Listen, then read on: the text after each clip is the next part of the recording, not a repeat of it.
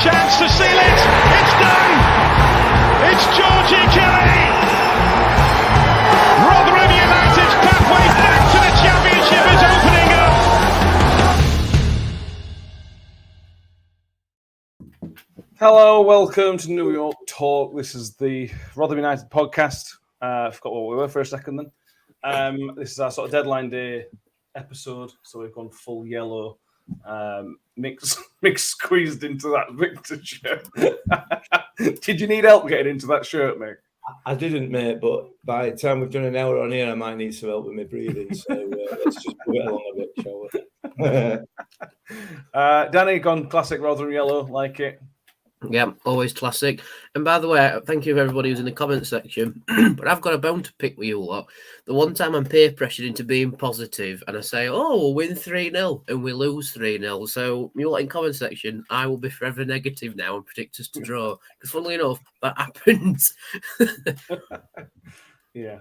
And I'm in full Jim White, with a yellow tie, suit jacket.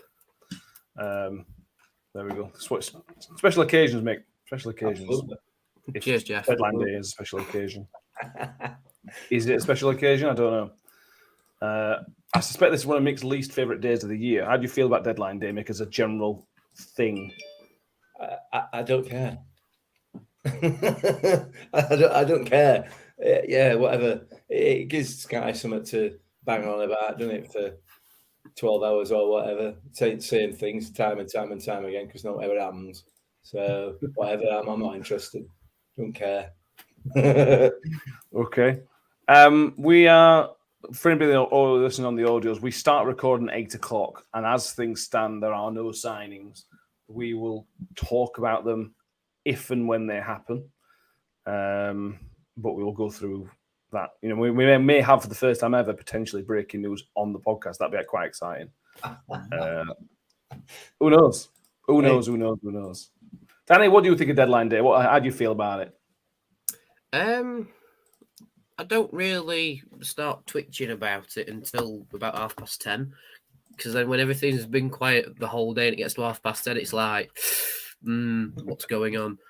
So I don't know. I might be a little bit like Warner. I want to get the majority of the business done early in the window, then we can have a feet up on deadline day. But by the sounds of it, it might be a slightly quieter deadline day for us. But there are a couple rumblings at the minute. But we're going to have to wait for that bit because we've got a game to review first. Yay. Let's talk about Sunderland. Yay. I can tell you a fun fact about Sunderland. I was about to say Blunderland, but that were us. Whoops. But yeah, up to the away end, it is 82 steps up to the away end at Sunderland. Did you count them on the way down? Well, I didn't, but my mate did. He called them the 82 steps of misery. Yeah.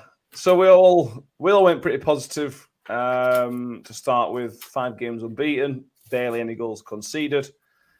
You can understand our optimism. That was ill-placed, Mick, wasn't it? Turned out to be, didn't it? It did turn out to be.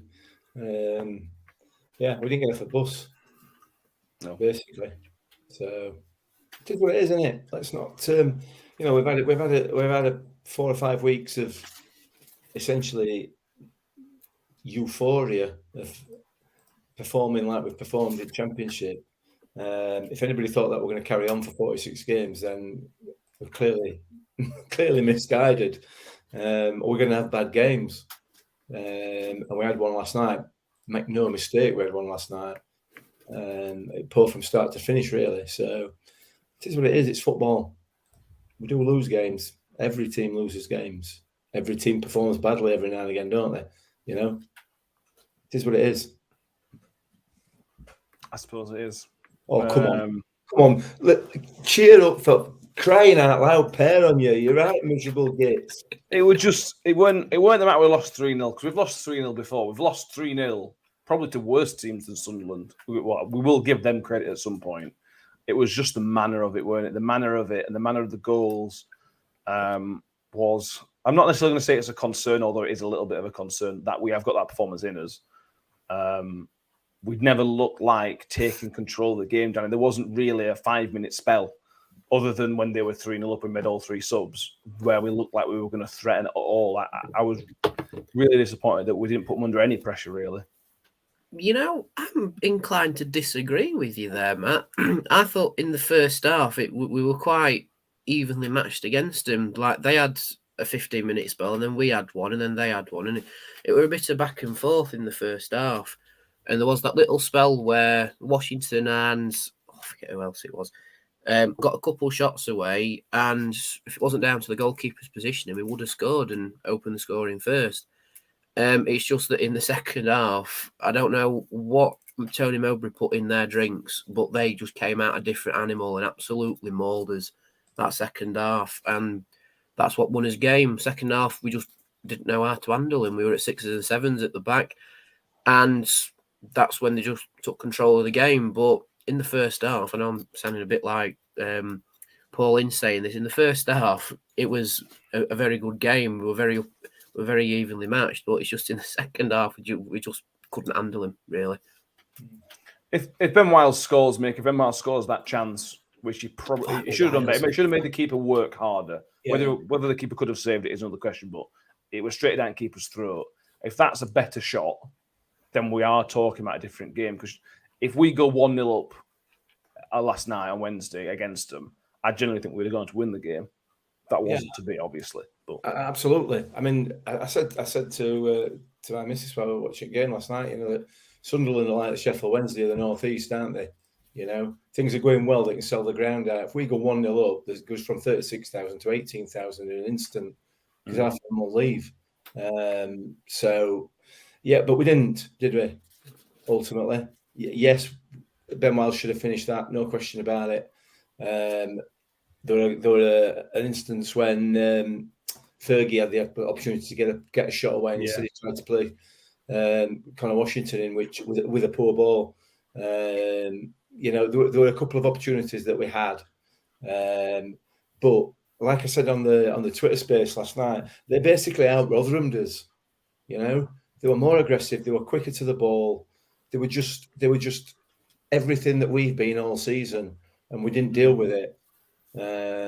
So why we didn't deal with it, I don't know, but I'm sure there'll be 1 or 2 people working on that over the course of today and the next couple of days, because it has to be addressed. It does, yeah. We're going to go through, when we win, we go through individual performances. So it's only right when we lose, we go through individual performances. There aren't many positives, so I think we'll save the possibly only positive for later on to pick us all back up in a bit. I want to touch on Ben Wiles, Danny. He's been linked with Burnley all season, essentially since the last game of last season for Burnley. He's been linked with Burnley. I wouldn't say he's been bad up to now, but I thought on Wednesday he was bad. I thought, again, it's difficult to say because you don't know him, but I thought he looked well off it. It was just sort of throwing his arms up in air at times, like he was just frustrated. And you can read too much into that, so I'm not going to read too much into it, but he was well off. It wasn't the only one, but he's not got into gear yet this season, Wiles, has he? We've not seen the best of him yet.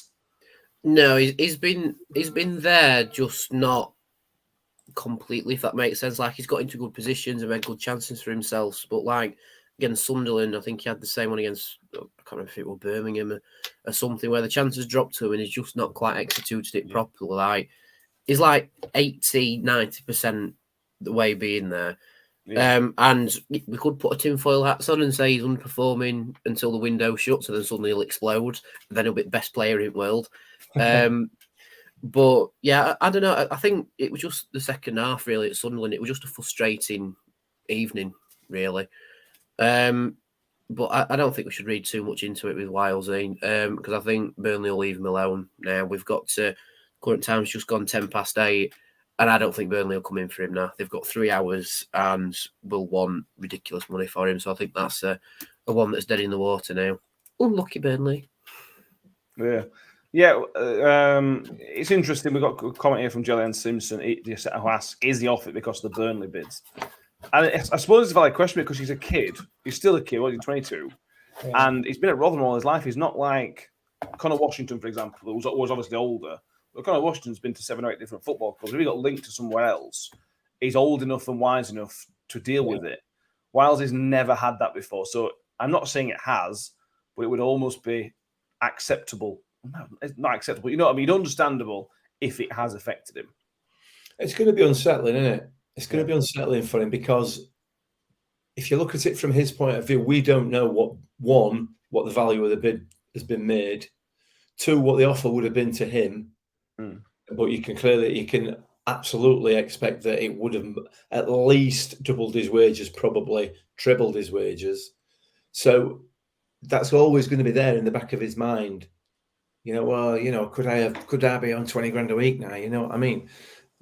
I don't mean necessarily from a negative point of view, but just the fact that he's going to be aware of it.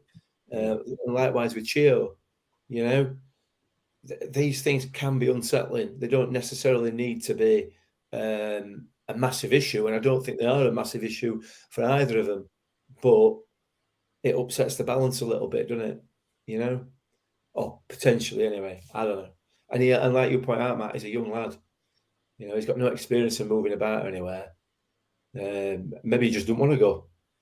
Maybe he's worried that we are going to sell him if they come in with £5 million and he don't want to go. You don't know, do you? No. So who knows? I don't think that's got to do with his performance last night, though. But you agree it was well below par? Yeah, definitely. But the whole midfield was well below par. The midfield was non-existent last night. Yeah, well. I accept that Ollie Rathbone ran about a lot, and he got a few tackles in it as well. However, the from an organisational and a shape point of view, that midfield just didn't click at all, which is really surprising and quite disappointing. Yeah, it is. A few comments. Neil Liversidge said it was his first away game in years yesterday and wish he hadn't gone. Just means you're not allowed to put in any more, Neil. You know how these sort of superstition things go. How it works. You're banned. You're banned from away games. Sorry, Neil. Steve Gurney says it's a reality check, and I think that is. Dan. It's not. That's probably a positive way of looking at it. We knew we weren't going to get unbeaten. I think, although publicly none of us were getting ahead of ourselves, really, when you're laying in bed at night and you see Rotherham United 5th, you can't not get excited about it.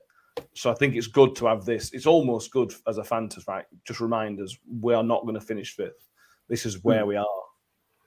Yeah, I described it a little bit like the defeat to Fleetwood at New York Stadium. That were a reality check that we're not going to walk League One. We do need to put in shifting. And I think you could argue Sunderland's the same. It's just a little bit of a kick saying, nah, lads, you need to be on your game in this division or else it'll punish you. And Sunderland just punished us in 45 minutes. And, to be fair to Sunderland, they have done very well so far and look a lot stronger than they did last season. So I'll hold my hands up and say, yeah, fair play.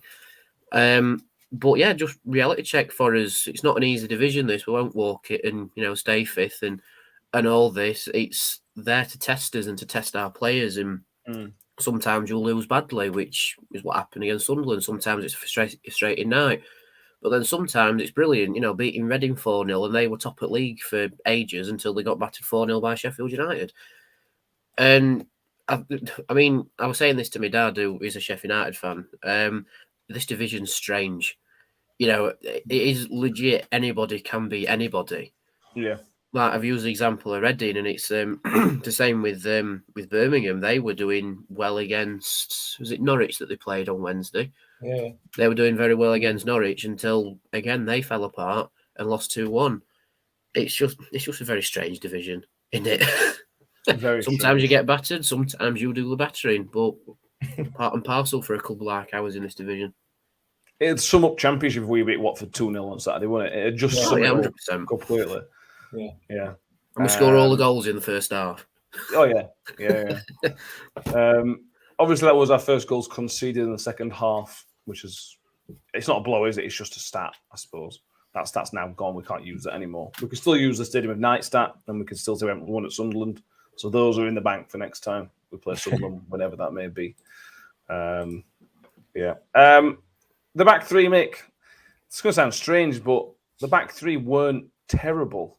And No. that's the problems were in front of them and to the left of them, which we'll come on to in a minute, I suppose. But individually, I thought all three were okay. It just was a shambles in front of them. Yeah, they were okay. They were left exposed at times, sometimes by their own doing, certainly for the goal. I can't remember which goal it was, but Wes Harding came out and... yeah, that one. Yeah. You know, he got. I think the player was backing into him, but he should never have been going for that ball anyway. And backing in is allowed now. I don't say that because of last night. I just say that because of every game that I watch. It's now that it never seems to be punished, even when a player's going for a header and up in the air. Players still seem to be allowed now to back in and okay. So but he shouldn't have gone for that. Woody were all right. Woody played all right. Peltier had a really good game, I felt. I question whether the booking, in inverted commas, affected him because it was quite early in the game. It was legitimately one of the worst decisions I've seen all season to book him, and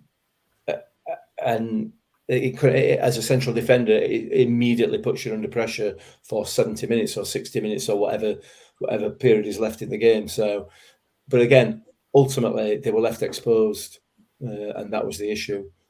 No real concerns about them necessarily as a back three. Yeah, the concern is that Grant Hall didn't play. He should be back for Watford, hopefully. Peltier's we're having to play left-hand side of a back three, which I don't really. Another bit of maybe semi-criticism, Danny. I don't get why you're playing Peltier there when you got Jamie McCart, who did very well against Morecambe not a week ago, just over a week ago, and you're playing a right-sided player there. You've got a left-side centre back ready, and when McCart came on, I know the game was dead, but again, he did okay when he came on. I didn't really get that because he's clearly match fixed. He played last week. I think the way I can wrap my head around it is by saying that Peltier just knows the division a bit more. Like he could be saying, "Oh, why are we signing McCart if we're not going to play him in the Championship from the start?" But I think with McCart, he just needs to just learn like the clubs a little bit more. Like probably just needs a little bit more time in the classroom for Championship sides and how their forward lines operate, because he's not played at this level before. But Peltier has, so he might have been we'll go for experience over youth and getting rid of the ball. But unfortunately, it backfired.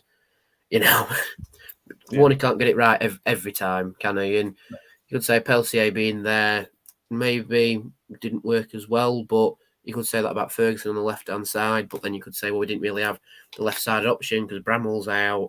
You know, it's a strange game of chess, that back line at the minute. Yeah, it is. It definitely is. Danny's brought him up, so let's talk about Shane Ferguson. We talked about this on the Twitter space last night.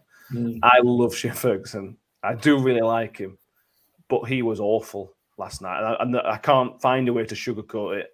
That was, for me, that was easily his worst game for Rotherham United. But I can forgive him because he's been good so far this season. But it was miles below par for Fergie by his part. Yeah, it was. It set the bar very high, didn't it? And last night he didn't get anywhere near it. So that's it. That's literally that's the comment, isn't it? You know, because you know that next time he will be near it, unless there's some injury or illness causing him a problem. He's not a confidence player. He's Shane Ferguson. He's far too experienced for that. You know, so bad day at the office for the lad.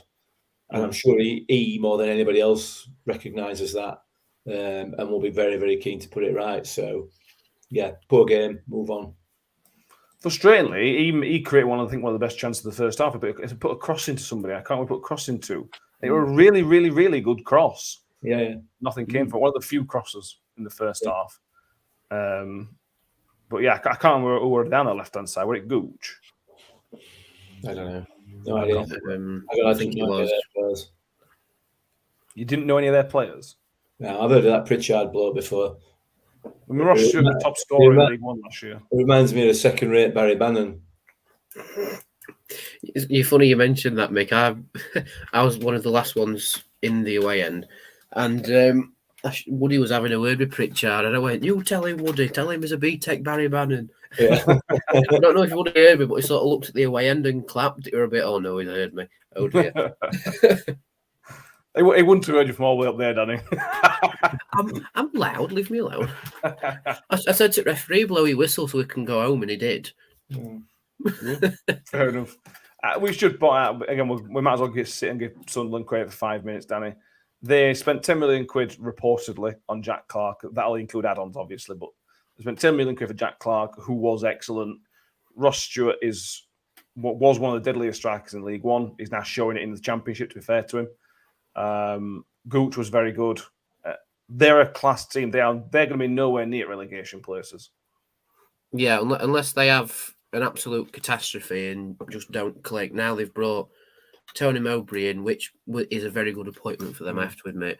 Agreed. I think Sunderland will be all right now. But you say they've spent 10 million quid, and if it's around that for Jack Clark, we're just a club that can't compete with that. No. But Sunderland is a big club. I wouldn't say they're a massive club anymore, but they're a big club, and they are able to swing the weight around. Sometimes they get it wrong with like spending 6 million on Will Grigg and then not playing him. But from what I've seen so far, the 10 mil on Jack Clark will probably be worth it, and they've got a very good striker in Ross Stewart. Even though Sky bang on about him all the time as the Loch Ness Drogba, and it really winds me up. But yeah, they'll be all right this season, Sunderland. I think they're just trying to get revenge for the 5-1 at New York. Which, if anybody stole my stats tweets, is our biggest ever win over Sunderland. So they're a bit, right, we'll show them. It's like, yeah, we'll let them have that. Mind the transfer update. Stephen Humphreys, who Rotherham had inquired about at the beginning of the window, has left Wigan. He has joined Hearts on loan. To be fair, Mick, why would Wigan give us one of their players? I know we gave them Tilt last season, but why would they give us a striker when, in theory, us and Wigan should be battling out? It wouldn't have made any sense had he come to us, I don't think. No, if he's not good enough to get at Wigan's side, he's not good enough to get on our side, is he? You say that about other people. Well, I can if you want. Tell me. Woody would deem not good enough for Steve Evans. Woody would deem not good enough for Steve Evans, but look where we are now. Yeah. We're not going to be bringing in a striker, no. Let's be fair. So let's just put that to bed before 11:30 or 11 o'clock or whatever. It's not going to happen. So I don't know. I mean, I don't know inside knowledge. I'm just, I'm just pinning me out on that one. Anything on the Humphreys thing, Danny? I mean, he didn't really go too far. We just asked if, we just inquired about him, and I don't know how long the Hearts loan has been rumbling on. But Hearts must be paying more of his wage to Wigan, so yeah, maybe he wants to go to Scotland. I don't know. So, oh well, we don't cry over spilled milk. It's like we Ashley Fletcher and what's he called? The midfielder we wanted went to Stoke. What's he called? Oh, not Smallwood. Is it Smallbone? Smallbone, I think. Yeah, imagine that, Rathbone and Smallbone in the same midfield. But anyway, we can dream. Yeah. But yeah, we just can't cry over spilled milk. We've missed out. We move on. And to be fair, he's going to Hearts, so we've got Europa Conference League. So he's going to play European football. Why would he have chosen us potentially? So same with Ross Sykes, leaving Accrington into the Belgian side, and they're in the Conference League. He's like, yeah, fair play. Makes sense. Yeah. Exactly. Yeah. Moving on, we found a positive. Cal Briggs says Norton Cuffy was played better on the left-hand side. He felt hats off to him chasing the ball down when the game was done. Yeah, he had a tough time against Jack Clark, to be fair, Danny. But for the most part, Jack Clark scored the goal late on. But I thought Norton Cuffy was excellent again.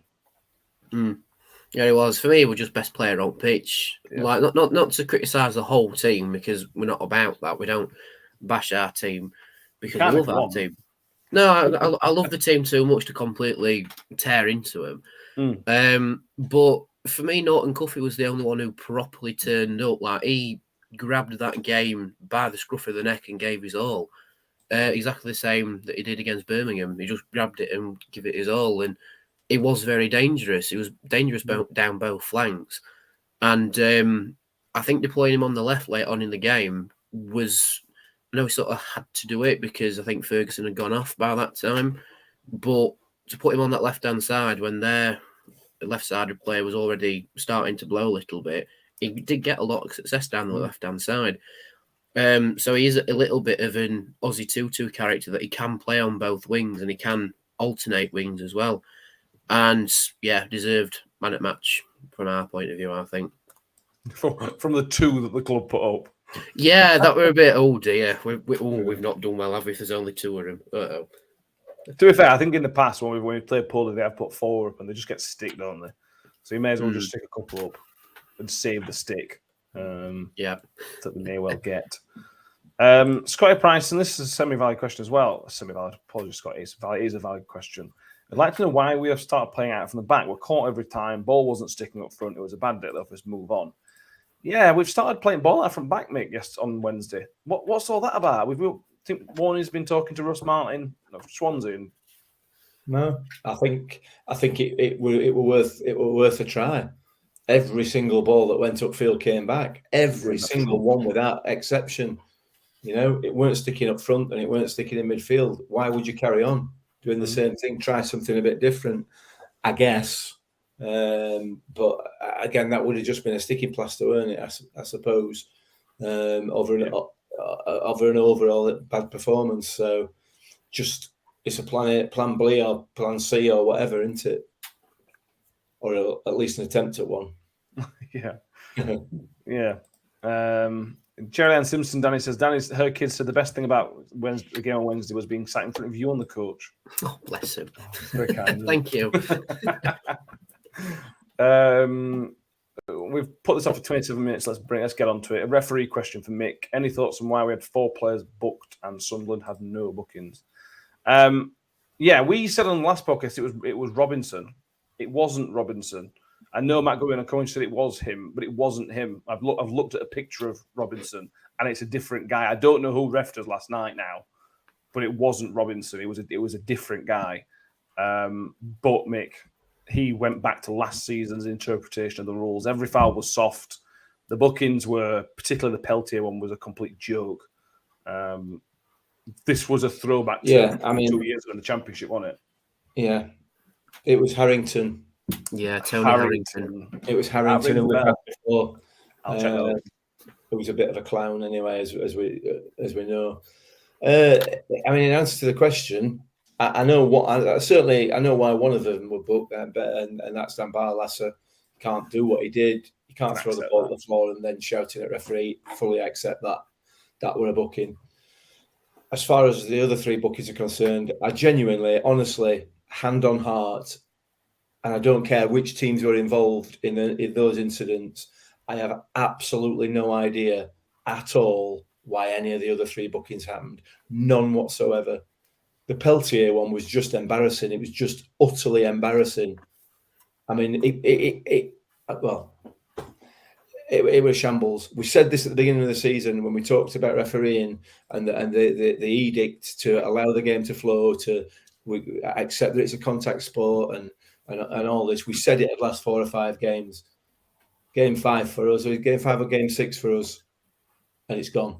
It's done. We were back to the stupidity of every time somebody falls over, we're going to give a foul. I felt, and again, this is maybe just my Rotherham United inferiority complex, I felt that it was very much influenced by the crowd, very much influenced by that. But yeah, I have no answer as to why the other 3 bookings were given. None whatsoever. Just bizarre. Yeah, Tony Harrington has refed us a couple of times. The most notable one is Norwich away last time in the Championship. Yeah, that's the one with the Clark Robertson header being disallowed for no apparent reason. He did also ref us in the Swansea 3-1 loss at home, but I can't remember anything on that one. I can. That was the assault by Ayew on Ben Wiles' thigh. Yes, it was. And the elbow into somebody else's face after he'd been booked for the red card challenge on Wiles. Yeah. The elbow into somebody's face that he didn't get a punishment for. So yeah, that's Mr. Harrington. Look at me remembering stuff. Remembered it. Wow. Yeah, it worked. Yeah, Danny. Anything? It was a throwback to 2 years ago, wasn't it? Yeah, it was. It was just frustrating. I don't know how much the Sunderland fans heard this, but in the away end we were chanting "You're not fit to referee," and quite clearly because he's not updated his rule book, has he? I don't know if he's not arrived in the post yet or something, but he just needs to reread it, I suppose, because it's changed now. And Chris, it hasn't changed, mate. Mark my words from Saturday. Mark my words from Saturday. We've got an ex-Premier League club coming down to New York Stadium. They will be throwing themselves on the floor and they will be getting free kicks. I'm telling you now. And listen, I'll be happy on Sunday night to sit here on this podcast and go, you know what, I was wrong. The referee got it right on Saturday. But I absolutely no way is that going to happen. The only difference is we're close to the pitch now, so we can actually give him some and just not complain in the atmosphere like we did at Sunderland. Yeah. But Chris, Tether, is that his? I'm sorry, I'm shocking with surnames. Chris, we'll say Chris. It brings up a very good point. Barlaser getting booked did cause a third goal because, like he says, he would have brought Clark down, but he couldn't touch him. Yeah. And with Barlaser, you like we said, it's just been a frustrating night, and for him, it just boiled over. Yeah. Didn't it? Barlaser shared our annoyance at that referee, I think, and unfortunately, he's been booked for it. It's weird. I thought Warney were going to get booked at one point as well. It's like, oh, now then. When you see one of your players get booked for doing something like that, you kind of put your head in your hand and think, oh, what did you do that for? Why did you do that? And you know, I was cheering him. I'm thinking, yeah, you're absolutely right there, Dan. Absolutely right. Get him told. Anyway. So Woody had a strong word with ref after the game as well. It's like, yes, Woody, you can't be sent off after the game. Well, you can, but just... yeah. You can actually. Ultimately, it had no bearing on the result, really. No. On the overall result. We lost that game because we were poor, not because the referee were poor. He was just poor. And it was kind of another kind of wake-up call for us to remind us that we are in the Championship. Because up until this point, with the exception of Gavin Ward, we've had the refereeing's not been bad for us. No, it's not all right for us. But I guess that's possibly because we've been on the right end of some bad decisions as well. You know, I suppose they've balanced themselves out so far this season, but they've got a long way to go to balance them out for the treatment we've had over the last 3 times we've been in this division. A long way to go. So, yeah, I agree. Let's see what else we've got. Yeah, poor referee. Yeah, plenty of it. Yeah, it's just frustrating. I don't know. Well, honestly, not sure what else we can say about it. To be honest, is there anybody else you want to pick out, Danny, for any positives or negatives? Kelly looked a goal threat when he came on. I thought he was going to score at one point, which can't remember where I've seen it. There we go, Cal Briggs. I really wanted Kelly to score and all the away fans flood the pitch. I mean, good luck because it's at least a 20-foot drop from my away end to try and get onto the pitch, and you have to go through Sunderland mob that's on bottom tier. But yeah, I think it was probably the closest Kelly's come to scoring since Swansea, I think. Yeah. But again, he's just waiting for his goal. But I think with Kelly, as soon as he gets his goal, he'll bag a few. I think it's just getting it over the line. Same with Wiles. As soon as Wiles actually bags a goal, he will get a few in the following games. But it's just breaking the duck, really, isn't it? I think so. Yeah. Let's have a look. Ray Smedley says, "Do not think we've mentioned the 3 players." Do not think that the 3 players mentioned about transfers, Wiles, Barlaser, Chio, all had bad games last night. I don't think Chio didn't do well because he wasn't helped. Washington, again, couldn't do anything. He wasn't helped by, except Barlaser and Wiles had poor games. But I wouldn't lay any blame, particularly Mick, on Chio. I mean, what was Chio and Washington meant to do last night? they had no help, did they? No, they didn't. They didn't. No, I don't see any. I wouldn't attach any blame to them at all.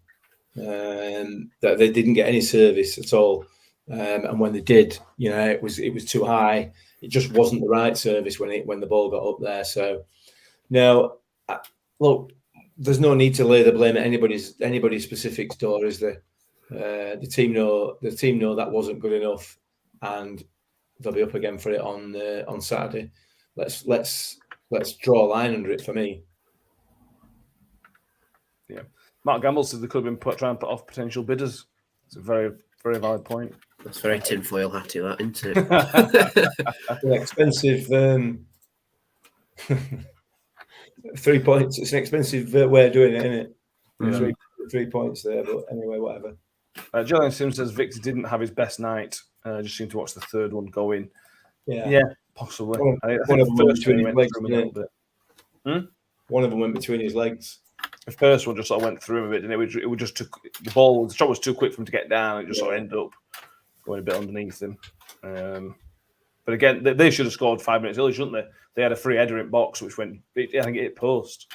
Well, they did another QPR, didn't they? And trying to take people out in row Z for most at first. Yeah. So, anyway. Yeah. Whatever. Frustrating. Go sorry. Cheer up, come on. We need new signings to cheer us up, I think. That's what we need. Come on, Sam Todd. Come on. I know we've got this on in the media suite with your teas and coffees. Come on. It's time for a tweet. Yeah, it is. The only solid rumour we've heard is the kid coming in from Stoke, who is apparently Robbie Hemfrey. Daily Record Sports got on the reporting that Robbie Hemfrey is set to join us from Stoke. He will be third choice keeper. So it's certainly not something to get excited about, but potentially one for the future. Before we move on to Watford, Danny, and we'll come back to transfers hopefully at the end of the show, is there anything else you can help us or tell us with that has got any substance? I'm not too sure about what I can say, to be honest. Danny, you've got about an hour and a half, mate. So I know. Well, there has been rumblings on Twitter, take that as you will, talking about the Robert Snodgrass rumour coming back. So I don't know, maybe Warney's been clever about it and he's waited until deadline day to see if he's available and then to bring him in now that we probably need a little bit more experience and a calm head in midfield after the Sunderland game, because I don't think we looked very, how do I word it, championship aware in midfield. Like they've got experience in this division in midfield with Barlasser, Lindsay and Wiles, but we need someone who's been there, done it on multiple occasions with multiple clubs and has still come out of it alive, if you like. Like a midfield Grant Hall. Yeah, like so we've got the defensive options and they've been there, done that players, and we've got it up top with Tom Eaves as well. So he's more of a been there, done that player as well. So we just need it in midfield, I think. So that might be why we're looking at Robert Snodgrass again. He's a mate of Lee Peltier, so Peltier might have been worn his ear going in and he's good, bring him here. But we'll have to wait and see what happens with that one. I've seen some people saying, "Oh, I've seen him at the stadium this morning," and it's like we took his time to sign, hasn't he? But he's a free agent, so that could be done tomorrow or today, if it is getting done. That is. What else has been cooking at New York Stadium? I think you're right, Mick. I don't think we'll be signing a striker. I think that goose has run off. We're not going to get that one. Purely because both our options have gone elsewhere, and we'd have to start from scratch and redo the list. And we've just probably not had time to do that. But I think we're happy with the signings we've got so far. Warren is certainly happy with what we've got so far. And all I can say is I hope Paul Davis has got back from his running time. Yeah. We'll see. We will. We've probably got 20 minutes or so of this episode. We'll see. We'll see if anything comes through in that time. Let's move ahead. Formerly Premier League, Watford are coming to town on Saturday afternoon. And if you thought Sunderland was tough, Watford could potentially be tougher. Could not be, but it could be. We'll always start with Ref Watch because Mick likes it. Lee Doughty is the referee. Never rings a bell, but I've looked and I can't find anything particularly controversial in his time refereeing us. He last refed us in the 2-0 win away at Bristol City two years ago. I think Smith got at least one or two of the goals at that point. I've not updated the screen, but his referee Watford had never won whilst being refereed by him. I mean, I was only twice. That's something. That's a good thing. Yeah, I don't have anything to add on him. He's only refed us 4 times, so yeah, much time to balls all up. So there's another try for him. So there's another go for him to try and get on our mixed hit list. You do me a disservice. You make it look as though I don't like all referees, and that's just not true. Okay, which ones do you like? Well, I can't name any. Oh, that's a good start. Don't like them that much to know the names. I liked Howard Webb. Howard's nice because he supports Rotherham. Yeah. So, So there's one. That'll do. There's one. Yeah.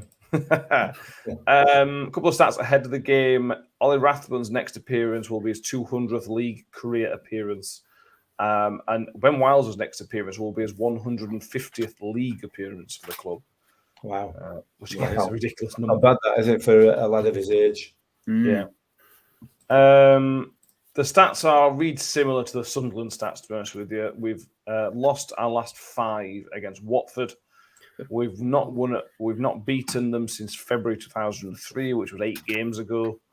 And the last 2 games at New York Stadium against Watford are combined 6-1 to Watford. Not to us, obviously. The caveat to that would be that we lost 4-1 last time in COVID, and I think it was the first game after our second COVID outbreak.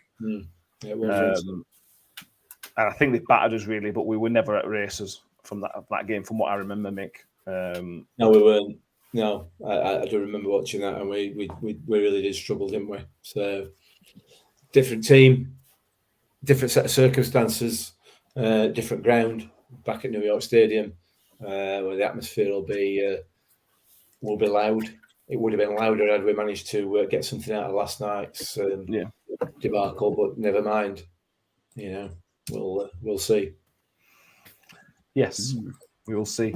Right, we are going to find out some more about Watford. So we're going to have the scouting report bring up. Danny's going to, do his transfer, text some people while we do this. See what we. I'm going to get my crystal ball out. Don't you worry. And after our wonderful intro, we will be hearing a bit more about Watford. We'll see in a few seconds.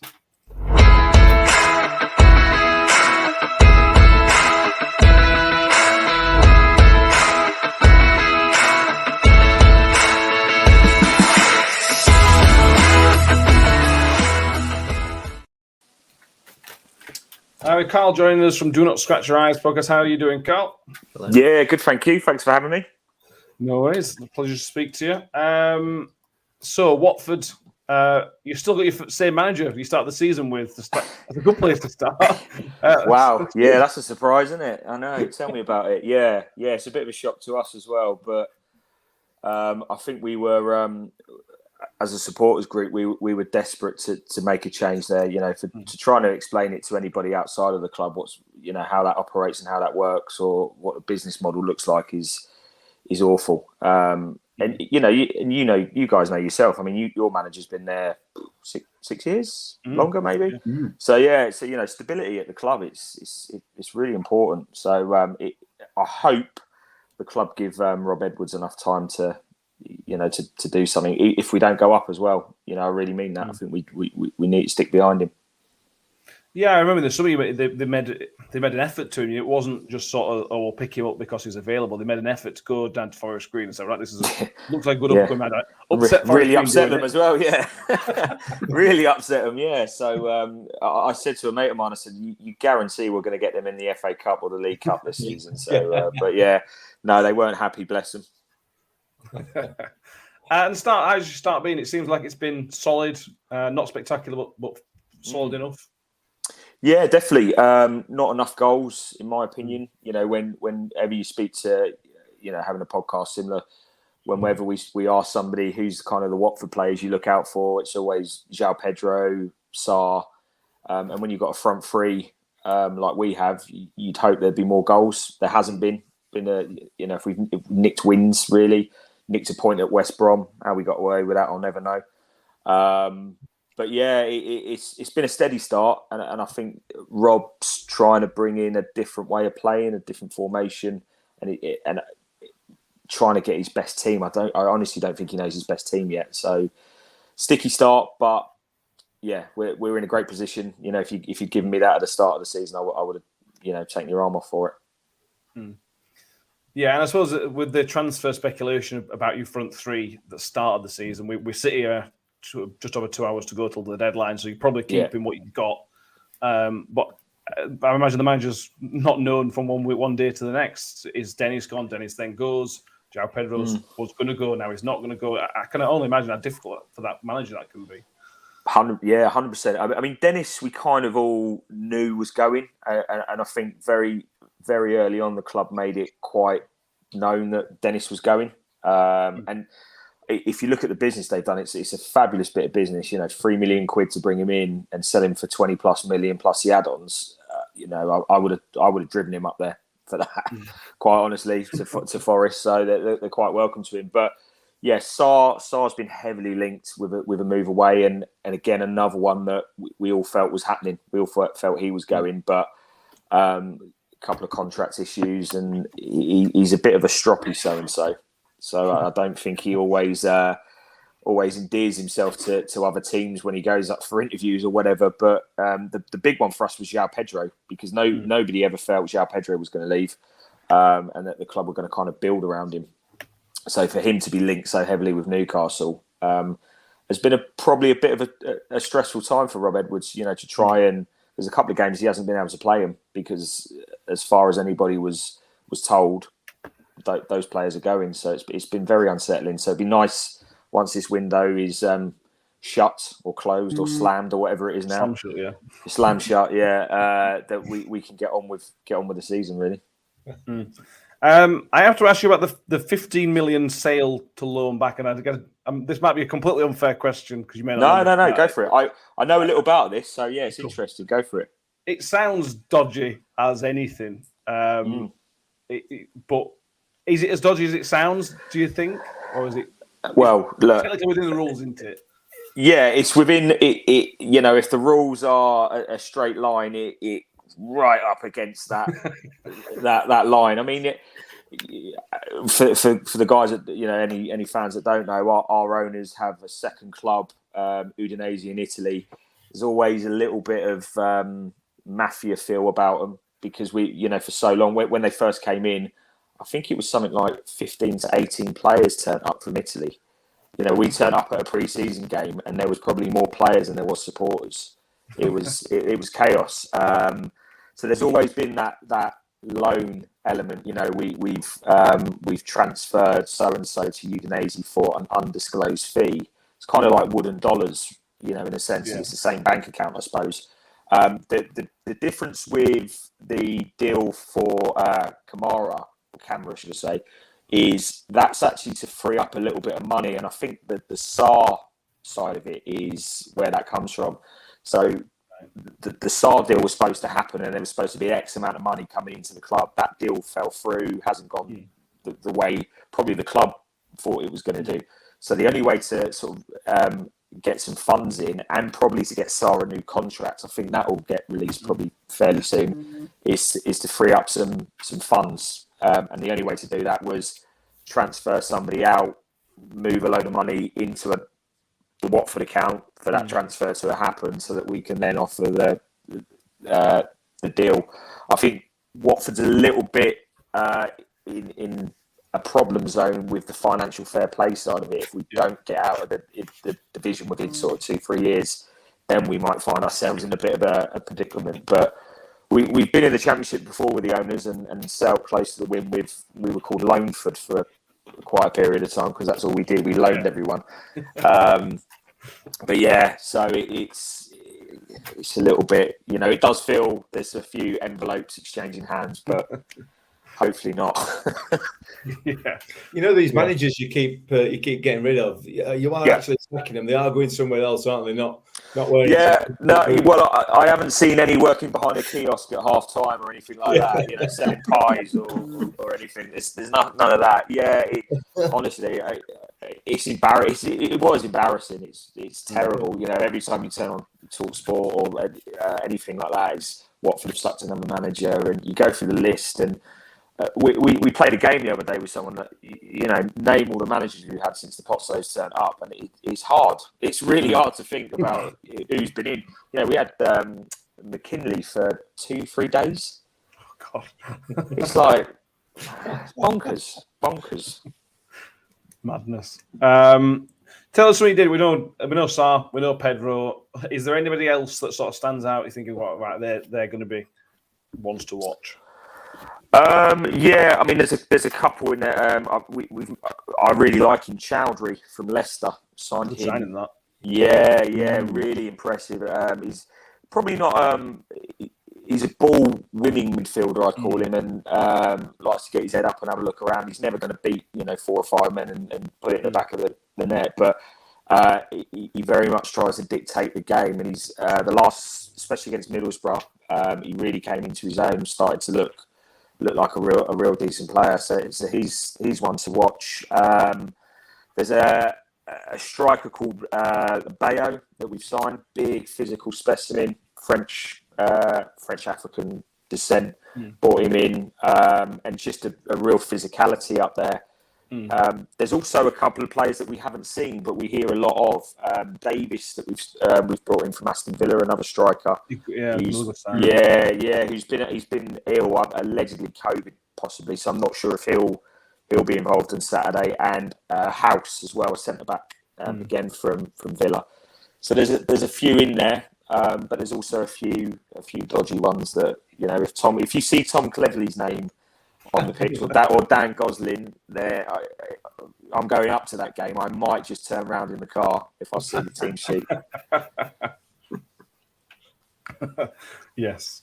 Give us your prediction. I know your prediction, but let me know what I think I'm going to go on. Yeah, but now there's 2 other people here now. I feel like a bit of an arsehole if I say it now. So, no, I don't know. I think I was really surprised with your result, your last result.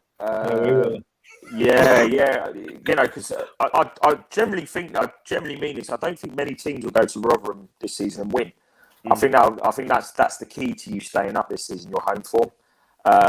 So it will be a tough place to run. But I just got a sneaky suspicion about us because the manner in which we beat Middlesbrough, and we were poor, but just to get that win and that little bounce, and hopefully with a few of these players coming through, I've gone for a 3-1 win, which is sounds arrogant and confident, and I'm not. I promise you, I'm not.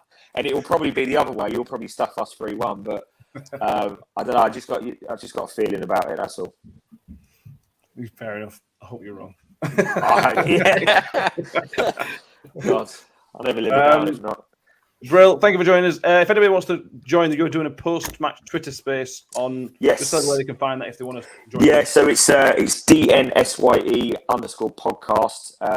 with Twitter. But yeah, we'll be doing a sort of match reaction straight after the game. Probably, I say straight after. Probably about sort of 10-15 minutes after the game. But yeah, we try and get away fans on, encourage it, just for your opinion.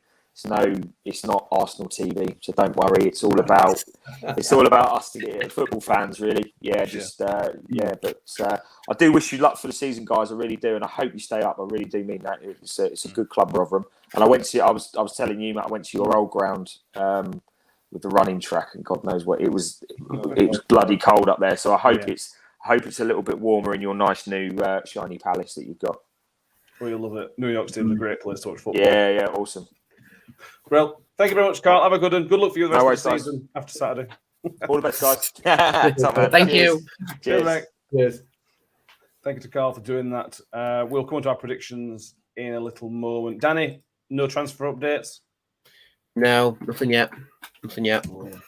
Come on, club. It doesn't help that we made contact. Has just swanned off to the pub to watch the Man United game. It's like, bro, what are we doing?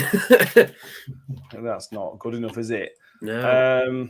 Yeah, let's move on. So, how are we going to set up, Mick? What changes can you see? It's difficult to know because Cameron Humphreys will probably not be back. He may be available, but probably won't be back for Saturday. They'll probably save for the Sheffield United game.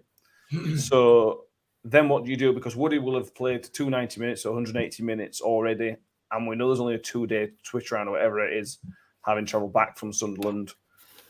What's the back three going to look like? Because Grant Hall should be back as well. I should point out. I think it's too close to call at the moment at this stage. We're so far out. You'd like to think that Woody will play and possibly bring the lad whose name I can never remember, McCart, back in. Yeah. On that left-hand side. And possibly even Peltier on the right and give Wes a rest. I'm saying that I'm a big fan of Wes Harding, but I don't think he had a particularly good game the other night. Hopefully Bramall will be fit, but even after his poor performance on Wednesday night, I still wouldn't have an issue putting Shane Ferguson back there. I still wouldn't, because I think he will know that he's got a point to prove. But I suspect Bramall will start because we need that pace, but we need some physicality at the back there. That's the key, because they're big, strong lads up front with some pace as well. So it's not a decision I want to make. I'll be honest. I've not really nailed any colours to anybody's mast there, have I? No, that was pretty useless, that, to be honest with you. Thanks for that. Yeah. Any more assessments you need, just let me know. Yeah, brilliant. Danny, can you be any more specific what you think? I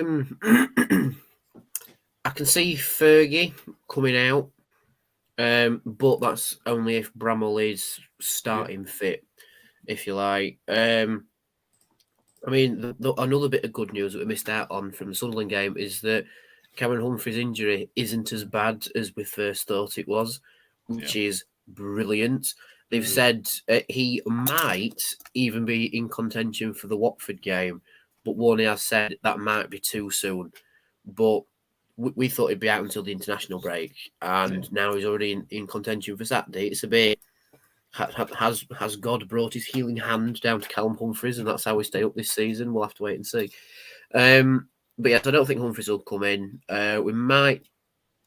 I don't know. We need a little change at the back, I think. Like, Hall's already been confirmed that he will be fit enough for the Watford game, which is good. So I can see him coming in. But other than that, like you say, Mick, I think it's a little bit, where do we change it? We don't. We'll have to wait and see. The issues the other night weren't there. No, they weren't. Yeah. But it's minute management again. It's game management. Woody can't. Can Woody really play 390 minutes in a week? Although he's having a week's break after, because then we've not got a midweek. But if you push Woody and he does his groin or something, and he's out for 6 weeks, you're screwed. You lose your captain. Yeah. Do we need to be big and physical? I know Carl said that they've got Keenan Davis, but he's not playing as he mentioned. So do we need Woody? Would you be better off having some pace in there, a little bit more pace than Woody's got, because you've got Sarr and Pedro who are going to be a bit nippy, who can get in and around him a little bit. I'm not saying Grant Hall's that much quicker, but he's obviously going to be a bit quicker. Could potentially do McCart, Hall, and Harding at the back then, if we wanted a little bit more pace, but still have your stand-up defenders, if you like to call them that. So yeah, if we're wanting to counter pace with defenders who are a bit quicker, then McCart, Hall, and Harding, I think. Yeah, potentially. Would you expect to see Norton Cuffy make again similar to Woody? I know he's at the other end of his career, but you still need to manage these minutes from these kids. Could you see him starting another 90 minutes, or could you see Wes moving out there? Because we are going to need to be more defensive probably on Saturday. No, I can see him starting. I don't see any issue with that, to be honest. It's the midfield we need to look at, for me. But yeah, I can see Norton Cuffy starting. I don't see a problem with that. Okay. Fair enough. Let us move on. Power UK says it's the donuts that Humphrey brought in that are helping with the healing. Got some birthday donuts in, didn't he, for everybody? Power UK says he thinks tomorrow, Saturday's game will depend on who's fit for tomorrow's training, for Friday's training. As long as he says Hall Bramall will be fit, and Cuffy Peltier, McCart, Bramall, and maybe we can squeeze a 1-0 so a bit more defensive. Scotty Price moves on to the midfield and says he'd like to see Jamie Lindsay back in the starting 11. Yeah, Danny, but who would you drop? Because you're not dropping Rathbone really. I don't think Rathbone's done anything wrong. It's one of the other two that have been poor on Wednesday. Yeah. I just the only time we've sort of seen Lindsay be interchangeable with someone is with Rathbone. So probably that, and then bring Rathbone on later in the game because of his pace and his Duracell bunny sort of attitude. That could potentially work. But we bring Lindsay on. There's a bit more of a terrier in the middle of the park, if you like. That could complement Wiles well if Wiles starts. I could see Lindsay coming in, I think. Palmer UK, Julian Simpson, and Brian are also to drop Ben Wiles. Which Mick shook his head then. But if you're going to drop one of the three, based on performances, I know Barlasser wasn't brilliant the other night, but for me, Wiles was worse. I would be dropping Wiles over Barlasser. Can I just say here, first of all, I'm playing devil's advocate a little bit here. Okay. So this is not necessarily my view, although it's probably a controversial one. One of the major issues on Wednesday night was that midfield had zero shape. There was no shape to it, and as a result, the whole team lost its shape.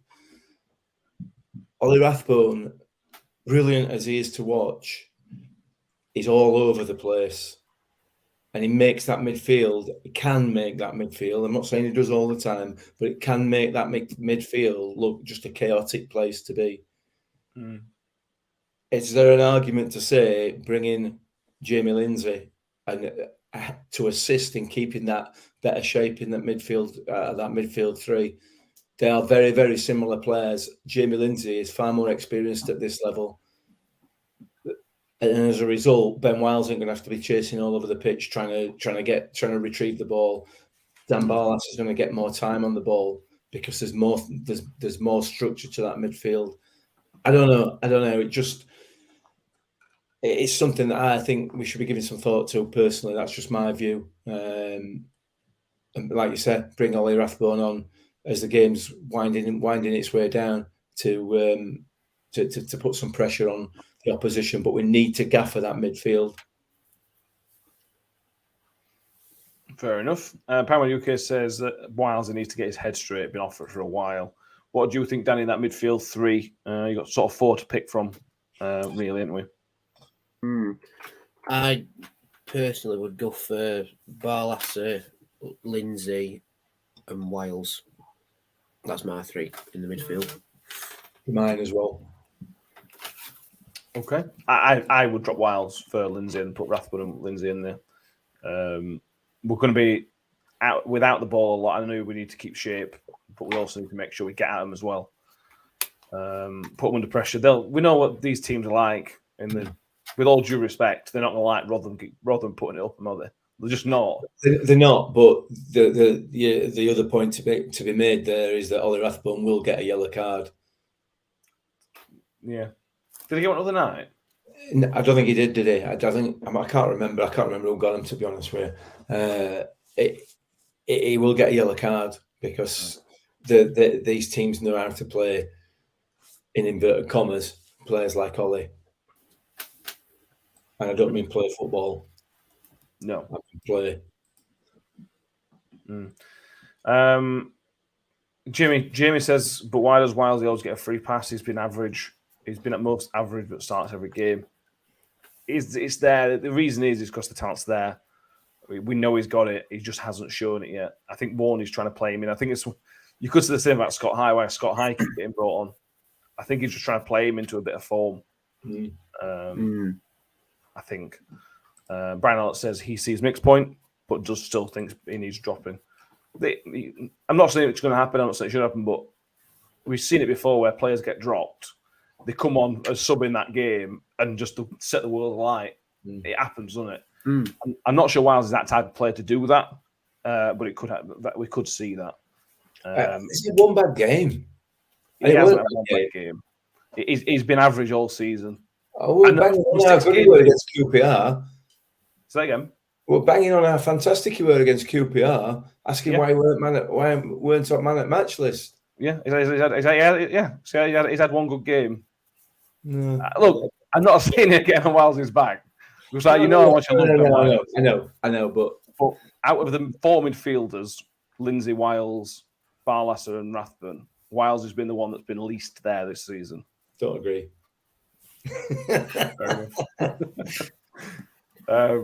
Scotty Price asked any news on Kyoso. No, it was out for 10 weeks, I think, when he got injured, which certainly puts him after the international break, which is at the very, very end of September. Hopefully, he has the healing powers of Cameron Humphreys. We'll just wait and see about that. Thoughts on strikers, Danny? This is where it becomes what do you do, because the strikers were ineffective, but was it their fault we didn't cross the ball, we didn't play the ball properly to them? So does that mean we should still keep them? Or does Kelly earn a start? Maybe Eves? What do you think?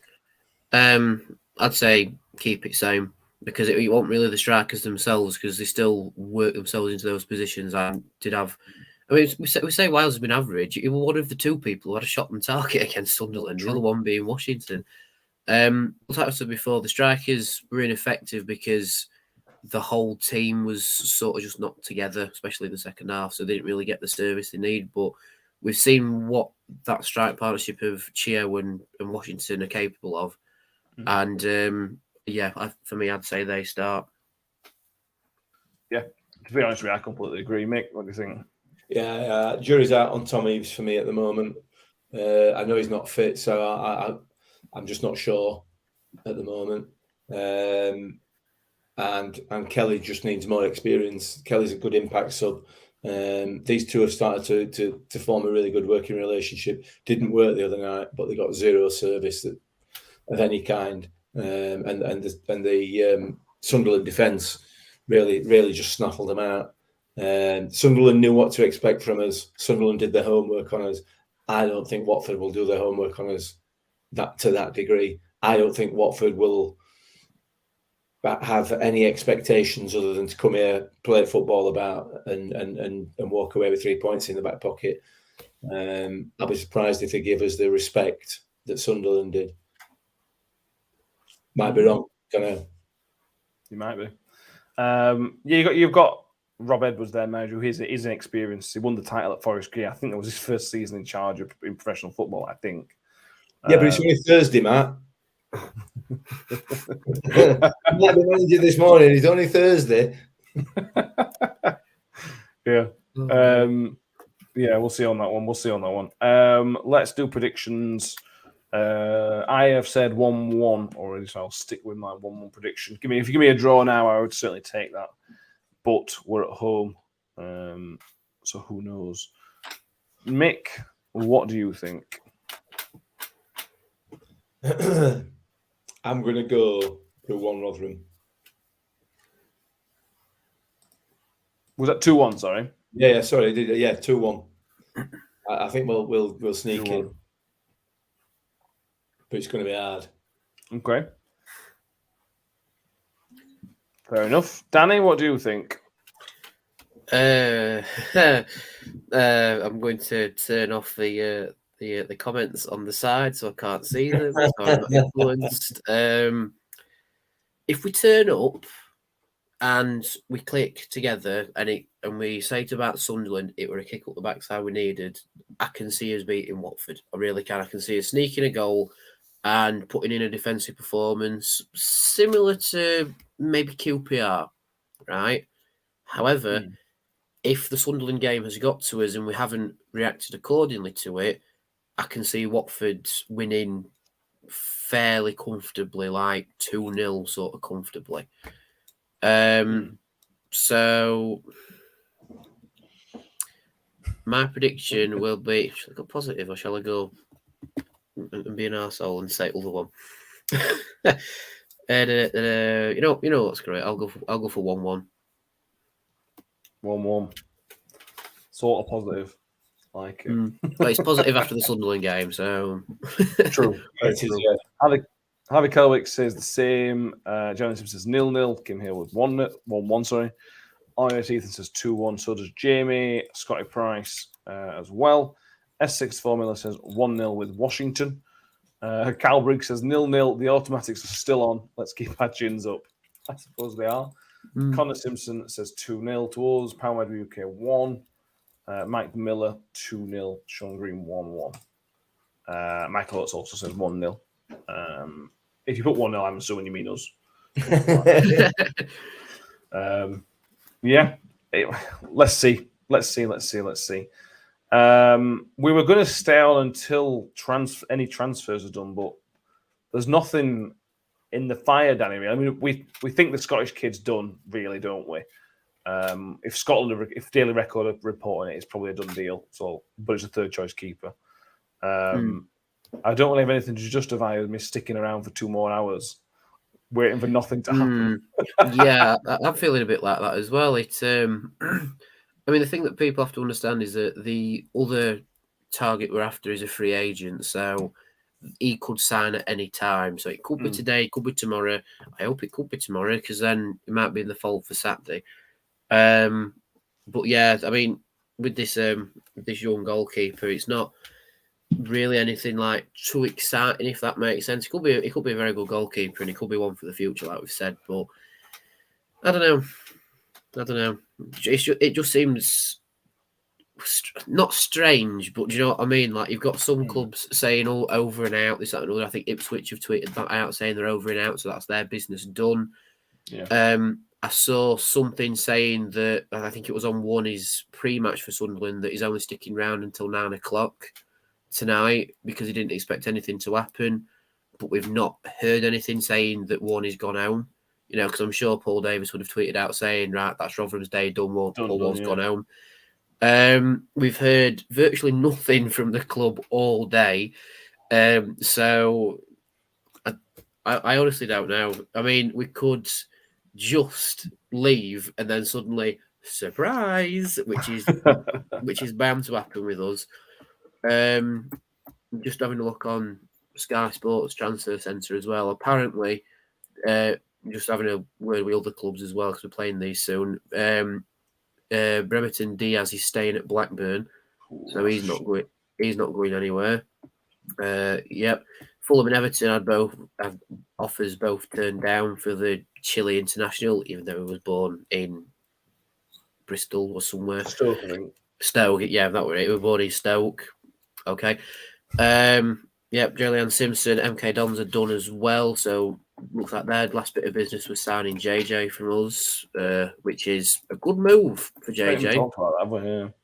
There we go. We'll squeeze a little bit more after that. We'll talk about JJ's transfer.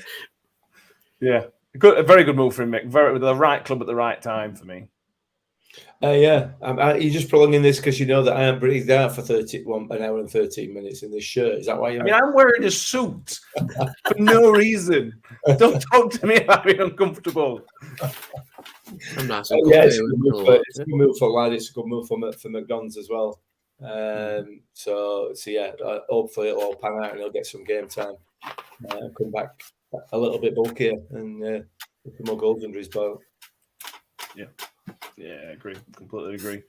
Yeah, we were sort of waiting on the teams to do business. So Burnley bid for Obafemi at Swansea. So if that deal would have gone through, you could have seen Chio Swansea's interest reviving in Chio because they wanted £12 million for the guy who missed the open goal. Do you know the open goal? The guy, it was him. £12 million. Wow. Unsurprised that Burnley have said no, thank you very much. We'll move on.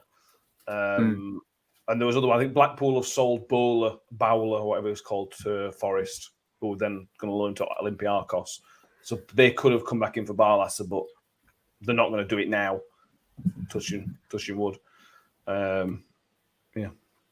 Burnley have announced a new signing Bayer as well. Yeah, Bayer. is a defender. Burnley haven't said that they're done yet, but again, I can't see him coming in for Wiles now, unless they put ridiculous money on the table, and I mean ridiculous money. It'd have to be crazy. It'd have to be 7 or 8 million for somebody like Barlas or Wiles doing it right now. Because how close we are to win the closing, they'd have to go ridiculously stupid. Yeah, we have seen dafter things done on deadline day. I don't know. I just can't see it.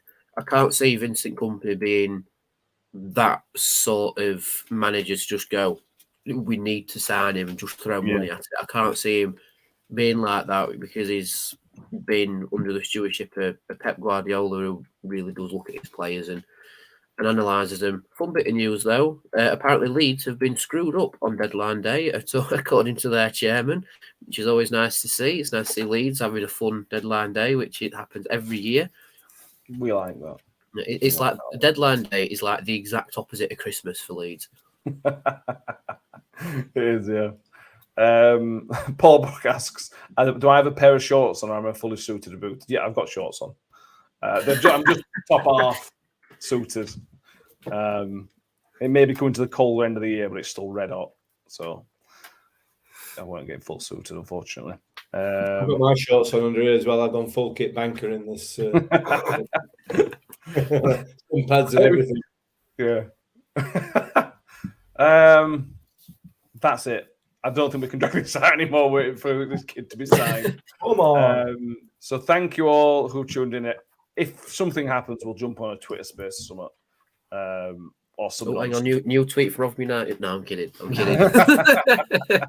You know what? As soon as we end broadcast, there'll be a tweet from club saying, "Don't go to bed yet," or something like that. We'll be fuming. And you'll just hear a collective scream from us lot going, oh. We will be back on Sunday evening for the next podcast. We'll hopefully have a sign to talk about and hopefully some points. The instant reaction will be out Saturday evening time. Danny's vlog will probably be up Sunday morning or potentially Monday morning. Depends on how good a night Danny has on Saturday. If we celebrate a win, it's going to be, I get it. I'm with you. Quick question for everybody who's still with us. Do you actually want to see the Sunderland vlog? Like, shall I still put it up? Oh, yeah. Because I'll be editing that when the window's shut. So, shall I put it up? You can get me pie review with a chicken balti. Yeah, we'll do that. You can put it up there just for the pie review. Fair enough. Put that up. Thank you all for watching, listening. Subscribe if you haven't already. We're approaching 700. Please do subscribe to the audio, Spotify, iTunes, wherever you find yourself listening to the podcast. Thank you. Mick, you can go change your shirt. Oh. And I'm going to take my tie off. Danny, it's been a pleasure. I will see you on Saturday. Aye, see you on Saturday. Mick, I'll see you Saturday. You will. Thank you, everybody. Cheers. Bye. Bye. Ravel, vicious, brilliant. Mule with it. Wood's got around the back, and Richie Wood has done it again. The magic man has come up with another trick. Well, here's a chance to seal it.